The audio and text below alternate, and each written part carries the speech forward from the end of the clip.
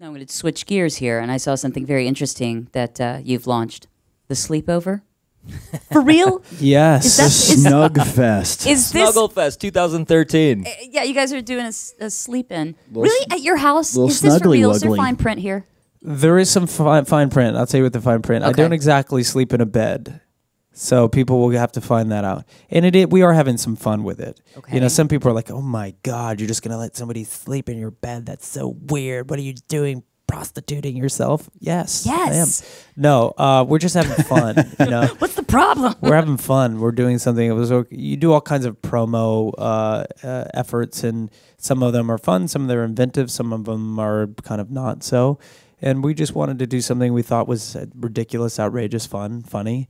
And we're going to invite 5 people to come stay the night at the Lab, which is our creative workspace where we made This Is War and Love, Lust, Faith, and Dreams. So on May 21st, on release day, they're going to be there. And then I'm going to let one person spend the night in my bedroom. And will you be there? Absolutely not. Okay. I said me and my penis are not included. That's not part of it. It's not a Not package part deal. of the deal. It's the package is not part of the package. Package is Understood. Understood. And like I said before, it may not exactly be a bed, but it's just for fun. And we're actually going to have a vert that day too, which is a way that we share our live experiences around the world online. Right. It's a social theater. It's a place where we can broadcast a concert and share what we do in a really fun and high quality way. So we're going to do that on the 21st. The 21st is a big day for us. It's coming up really soon.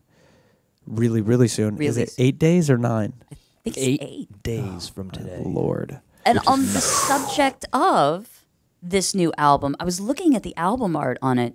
Where did that come from? The album art comes from one of the most famous artists in the world, Damien Hirst. Okay. One of the, some of his works fetched $10-20 million. That particular piece is about $2 or $3 million, and He's just giggling. And it came from an artist named Damien Hirst, who did the album cover. There's another Damien Hirst piece on the CD itself.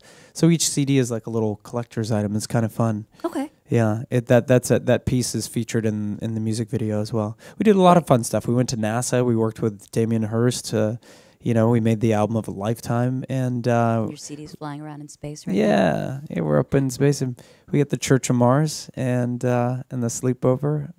Yeah, it's fun times. And I wanted to ask one last thing. When I spoke with you, I think when you were at NASA, maybe it was just you two. I don't know if you were on the line. But you said something about how Up in the Air was how you kind of wanted to start the conversation for this album. How do you want, ideally, to end the conversation for this album? I don't think it ever ends. I think it's like any relationship that's deep and meaningful. It goes on forever. You always have something to say to each other. I have albums that I've been listening to for 30 years. Yeah. 20 years. Albums that I fell in love with that I go back to all the time that became a really big part of my life. And that's one of the reasons I love radio too, because you get surprised. You hear a song that evokes a memory and emotion. And I love the random aspect of that. I love the spontaneity of radio. I love the discovery of it.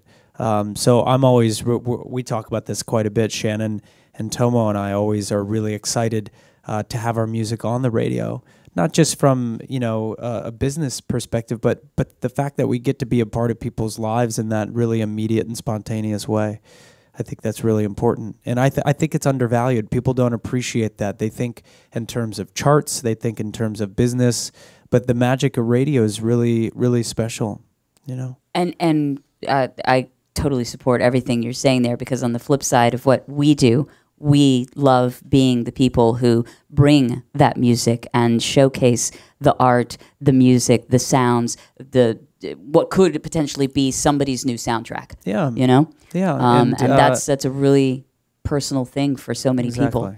It's a great motivator, and it's also at its core about sharing and giving, and that's a really wonderful thing. It's funny thinking about new bands and talking new artists, and you know, in some ways we still feel like a new band, and I don't know what that is. I don't know if all bands feel like that, but there's something about this new album that feels like a brand new beginning for us.